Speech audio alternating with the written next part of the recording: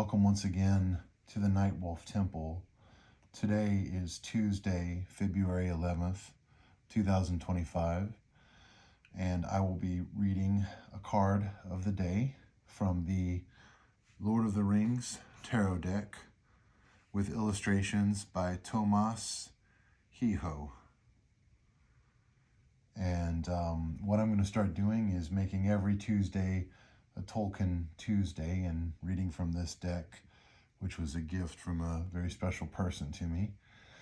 So let's go right into it and pull our card for today, Tuesday, from the deck. Oh, interesting. So today's card is 0, the Fool, the beginning of the major arcana.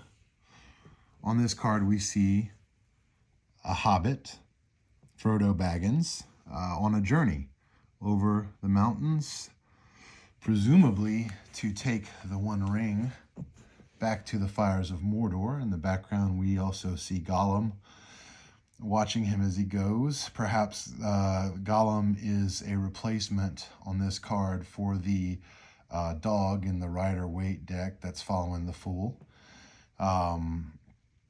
A few other things on the card. The mountains that he's under are possibly the mountains into Mordor. So one of the things about the Fool I like very much. I like this card very much because it's the beginning and the end. It's a circular card. It's the beginning of the major arcana, but when you get all the way through, you start over again at the Fool.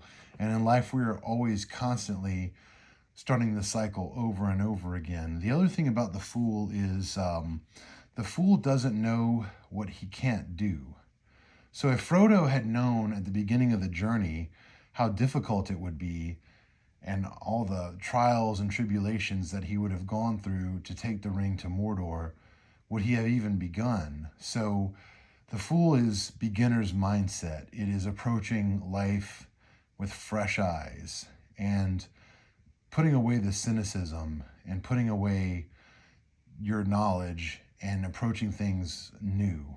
So in a lot of ways, this card is, it is the beginning of the major arcana and the journey through the tarot, but it is also the arrival. And, you could also look at this card and say, maybe Gollum is the Fool. Maybe Gollum is the Fool in that he is a slave to his craving for the ring and his cravings for power, and he can't give it up. Or Gollum is the faithful dog of the ring that's following it across the mountains. One of the things about what made hobbits so special in Tolkien's mythology is that they were sort of perpetual children. They were an innocent race set apart from the more serious parts of the world, and they loved all the things in nature that were good, and they loved good food and good drink and the peacefulness of the Shire.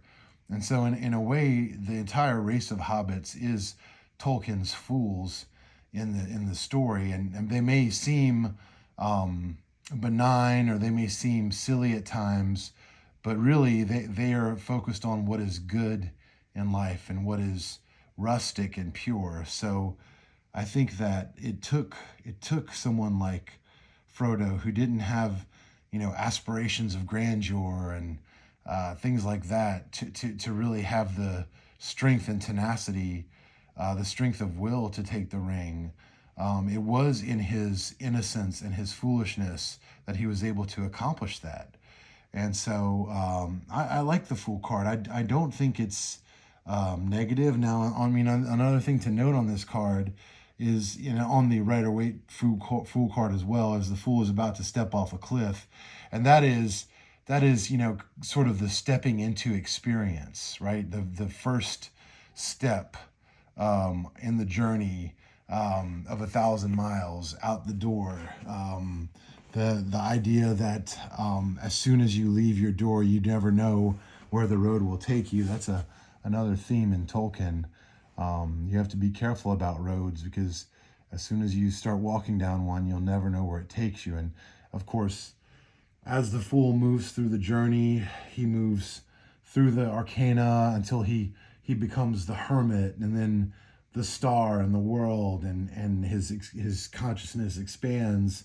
But then ultimately we start back over again, and just like Frodo's journey, we begin and end in the Shire.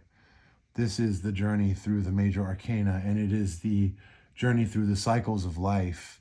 We begin life as babies, innocent, learning. We end life innocent, forgetting and letting go of everything that we carried through life, just like Frodo lets go of the ring into the fires of Mount Doom, thereby returning to his original form, although he is changed and he can never really be exactly the same. It's something we should strive for, to continually return to the beginner's mindset, to return to the Shire, to return to innocence, to return to new beginnings.